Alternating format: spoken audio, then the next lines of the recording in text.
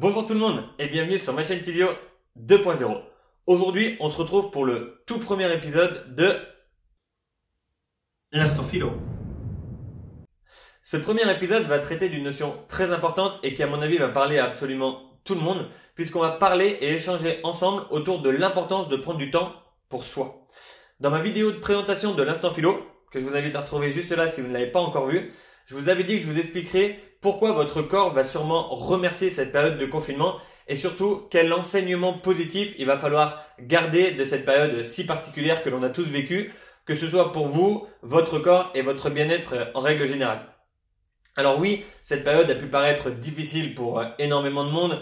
Pour certains, il y avait l'impossibilité complète de travailler. Pour d'autres, il a fallu revoir complètement sa méthode de travail. On a eu des loisirs qui étaient complètement supprimés, une perte financière pour beaucoup de monde et surtout des sorties de chez soi qui étaient fortement limitées. Mais s'il y a bien une chose positive que nous a apporté ce confinement, c'est du temps. Alors oui, effectivement, je sais, certaines personnes ont dû continuer de travailler, voire même travailler encore un petit peu plus. Mais avec l'impossibilité quasiment de dépenser le peu de temps libre qu'on avait, on a quasiment tous eu la possibilité d'avoir un petit peu plus de temps pour soi, se recentrer sur soi-même, sur son corps, ses besoins, etc. au quotidien. Et pour être en bonne forme, en bonne santé, que ce soit physique, psychique ou mentale, c'est une notion extrêmement importante et nécessaire, mais qui est très souvent et malheureusement négligée.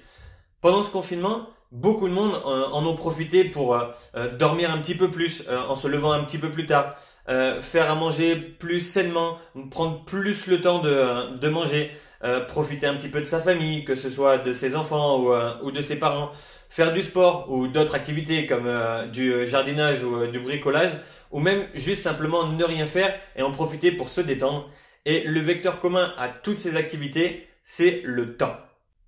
Au cabinet, une des phrases qu'on entend le plus souvent, c'est j'aimerais bien mais je n'ai pas le temps ou bien je prends pas le temps de faire ça. Ou bien je sais que ça va me faire du bien mais ça prend beaucoup trop de temps. Eh ben, je pense et j'espère que cette période va nous permettre de nous rendre compte à quel point ce temps-là est très précieux à prendre et pourrait nous faire énormément de bien. Alors, pour tous ceux qui commencent un petit peu à me connaître au fil des vidéos, vous savez que j'aime bien utiliser des images, des analogies pour vous expliquer de façon assez simple et assez marquante, que ce soit des douleurs, la cause de leur apparition ou des moyens de les soulager. Pour ceux qui ne l'ont pas encore vu, j'ai fait récemment une vidéo sur la banque et un moyen hyper facile, rapide et efficace pour remplir son compte en banque tout en prenant soin de son corps. Et je vous invite à la retrouver juste là si vous ne l'avez pas encore vue. Ouais, je sais, ça fait hyper vendeur comme ça. On dirait presque la star de Teralité qui vend son produit. Je vous mettrai peut-être un petit code promo à la fin de cette vidéo. Je vais voir tout ça.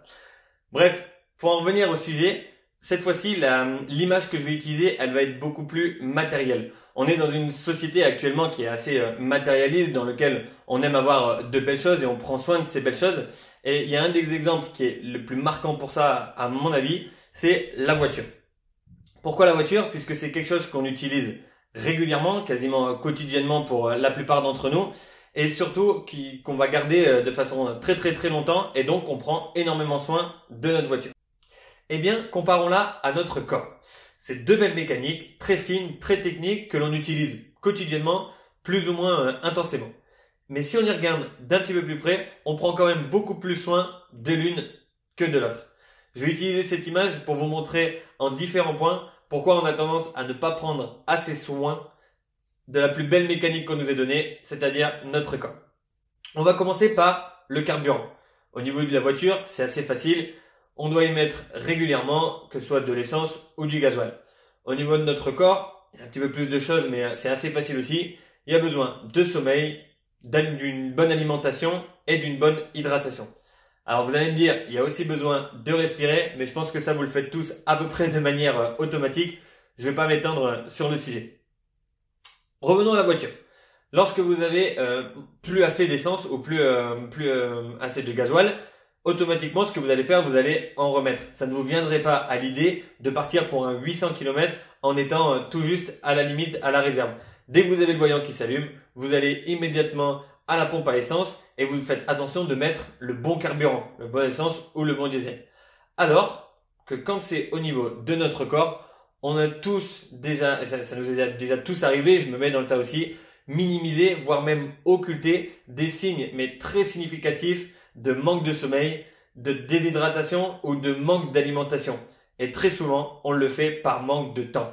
On a déjà tous entendu quelqu'un nous dire qu'il dormait pas assez parce qu'il n'avait pas le temps, parce qu'il se couchait trop tard ou qu'il devait se lever trop tôt. On a tous déjà entendu quelqu'un qui ne déjeune pas le matin ou qui mange le midi en 2 ou 3 minutes parce qu'il ne prend pas le temps de bien s'alimenter. Et moi, régulièrement au cabinet, des personnes, quand je leur conseille de bien s'hydrater, ils me disent mais je prends même pas le temps de le faire. Et c'est assez significatif de ce genre de phrase. On ne prend pas le temps de le faire, alors que finalement pour sa voiture, on le fait de façon automatique. On perd quelques minutes, on perd quelques temps comme ça pour le faire parce qu'on trouve ça nécessaire. Et pour le corps, finalement, on arrive à forcer un petit peu et on va dans la réserve, dans la réserve, dans la réserve de façon assez régulière. Prenez le temps de bien dormir, prenez le temps de bien vous alimenter, de manger sainement et calmement, posément. Prenez le temps de vous hydrater. On parle là à chaque fois de quelques secondes, de quelques petites minutes, mais qui peuvent faire énormément de mal à votre corps sur le très long terme. Effectivement, quand je parle à des jeunes patients de 20, 25, 30 ans, qui me disent qu'ils ne ressentent pas le fait de ne pas manger le matin ou autre, que ça n'a pas d'impact sur leur corps. Effectivement, mais c'est une mécanique qui s'enraye progressivement et vous allez avoir des répercussions sur le beaucoup plus long terme. Et quand je vous parlais de faire attention de mettre la bonne essence ou le bon gasoil dans votre véhicule, là encore, bon, je vais pas m'étendre sur le sujet parce qu'il y a tellement de choses à dire. Je pense que ça vaudrait le coup de faire des vidéos complémentaires là-dessus, mais que ce soit en tant qu'hydratation ou alimentation, faites attention de donner à votre corps les bonnes choses. C'est hyper important. Mais c'est pareil pour toutes les petites douleurs qui pourraient s'apparenter à des petits problèmes mécaniques, des petits ennuis mécaniques. Pour votre voiture, régulièrement, vous allez faire une révision. Et vous n'y allez pas parce que votre voiture a un problème, vous y allez en prévention pour éviter justement qu'il y ait ce genre de problème. Et de la prévention, vous en faites un petit peu au quotidien. S'il fait froid, si votre moteur est froid, vous n'allez pas directement démarrer en trombe. Vous allez prendre le temps que le moteur chauffe. Pareil, si vous arrivez devant un très gros dodane, vous avez beau être pressé, vous allez ralentir au maximum pour ne pas abîmer votre voiture en passant. Eh bien, bizarrement, quand il s'agit de faire de la prévention sur la deuxième mécanique la plus belle qu'on utilise au quotidien, on le fait beaucoup moins. On est très peu, on va pas se mentir, à faire une révision très régulière pour s'éviter des problèmes. On est aussi très peu à ne jamais avoir démarré en trombe alors que notre corps était froid. Et encore une fois, si on devait apparenter le gros dodane à ces 3 gros cartons de 20 kilos qu'on a dans le coffre, on l'a tous déjà fait. On prend les 3 et puis on se fait un petit peu mal pour gagner quelques secondes plutôt que de faire 3 fois l'aller-retour avec les 3 petits cartons de 20 kilos. Eh bien, comme on a perdu quelques secondes en ralentissant devant le dodane pour ne pas abîmer notre corps, prenons le temps de faire attention en prévention, de ne pas abîmer notre corps, c'est hyper important. Et si malgré cette prévention, on a quand même des petits ennuis, des petits problèmes, ça arrive régulièrement au niveau de notre voiture, on a le petit voyant orange. Alors là, c'est assez simple, lorsqu'on a le petit voyant orange, on a tous à peu près la même réaction, on essaye de savoir ce que c'est, on apprend un petit peu quel est le problème, et ensuite, soit si on peut le faire soi-même, on le fait soi-même, soit on va chez le garagiste pour soigner le problème. Et bien bizarrement, tous nos voyants orange chez nous, que ce soit cette douleur de cou qui revient régulièrement, ce petit mal d'épaule, la barre dans le dos, la douleur dans le genou ou quoi que ce soit, bizarrement, ce genre de petit voyant orange, eh ben on n'apprend pas trop à savoir ce que c'est et surtout on le minimise, voire même on l'occulte complètement. Nous, il nous est pas rare d'avoir des personnes au cabinet qui arrivent et quand on leur demande dans le bilan d'entrée depuis combien de temps ils ont des douleurs, ils peuvent des fois nous sortir j'ai mal depuis des mois, voire même depuis des années. Je pense que pour certains d'entre vous, c'est le cas. Et je pense que personne n'a roulé avec une voiture pendant des années avec ce voyant orange devant la tête tous les jours. Et bizarrement, des voyants orange, que ce soit moi ou que ce soit vous, encore une fois, on prend jamais le temps de l'analyser et essayer de le soigner avant qu'il devienne l'étape supérieure. Parce que oui, l'étape supérieure, c'est celle-là, c'est celle qu'on veut pas voir. De temps en temps, ça peut arriver. La voiture nous met un gros voyant rouge avec un gros écriteau avec écrit stop et là il faut arrêter la voiture. On prend pas de risque, on sait très bien que là on va vraiment abîmer le véhicule. On amène directement chez le garagiste et on sait que c'est un problème d'urgence majeure. Au niveau de notre corps, ça pourrait s'apparenter au gros lumbago qui vous couche complètement, qui vous fout au lit pendant plusieurs jours, ou complètement à l'impossibilité de bouger son bras, l'impossibilité de bouger les doigts tellement vous avez une tendinite énorme au niveau du coude. Eh ben, au niveau de votre voiture, est-ce que ça vous arrive, vous, de vous dire je vais la mettre au garage pendant 4-5 jours et après je vais repartir comme si de rien n'était?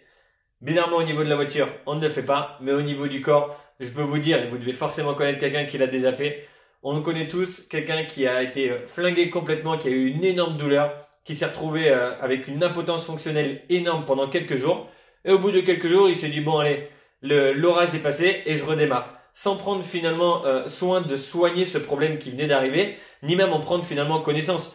J'ai des personnes qui savent très bien qu'ils ont une fragilité, etc. Mais en fait, quand on les voit au bout de 4, 5, 6 ans, ils disent « Ah oui, bah, j'ai déjà eu ce gros problème qui m'a complètement cloué, mais je me suis dit que ça allait aller. » Tout en ne changeant pas sa façon de faire au quotidien. Et c'est comme si avec votre voiture, vous avez le gros voyant rouge, vous la laissez au garage, hop, quelques jours après, vous repartez, le voyant rouge n'est plus là, et vous faites toutes les mêmes erreurs, vous faites toutes les mêmes choses qui sont un peu difficiles à encaisser pour elle, et vous dites, vous inquiétez pas, ça va passer. Eh ben non, parce que votre voiture n'est pas capable d'encaisser, votre corps non plus, et ce genre de gros voyant rouge, stop, alerte, il est aussi important de l'analyser et de le traiter quand on parle de votre voiture que lorsqu'on parle de votre corps. C'est hyper important. Et si vraiment on voulait pousser l'image au maximum, vous pouvez vous rendre compte à quel point c'est similaire.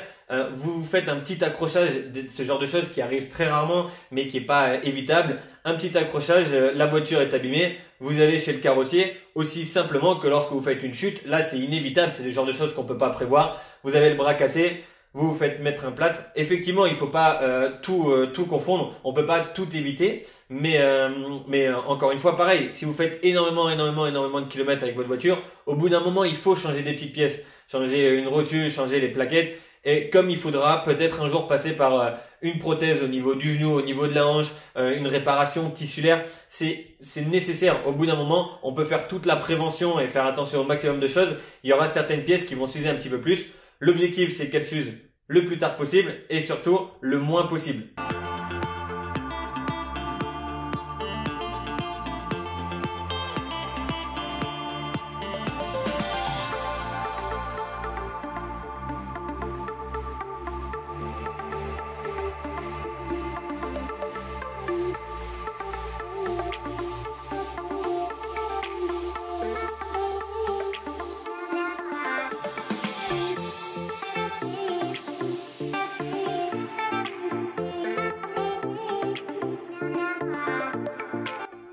Je pense que vous l'aurez compris, le corps est une formidable machine que l'on utilise quotidiennement, intensément, que l'on pousse très souvent dans ses retranchements et qu'on oublie parfois de prendre soin d'elle par manque de temps. Alors prenez ce temps régulièrement pour vous sentir mieux aujourd'hui, pour supprimer des douleurs que vous pouvez avoir d'hier et surtout pour prévenir celles de demain. Si ça c'est pas de l'instant philo, je ne sais pas ce que c'est. En tout cas voilà, si vous avez passé ces quelques minutes avec moi, et ben vous avez passé un petit peu de temps pour savoir comment prendre mieux soin de vous. Prendre du temps, quelques minutes par jour pour prendre soin de soi, c'est la base et c'est hyper important pour aller vite, aller loin et surtout aller longtemps. Comme d'habitude, si vous avez aimé mes vidéos, je vous laisse vous abonner à ma page en cliquant juste là. Je vous laisse retrouver toutes mes anciennes vidéos juste ici. Et puis moi je vous dis à très bientôt sur ma chaîne Physio 2.0. Bye bye.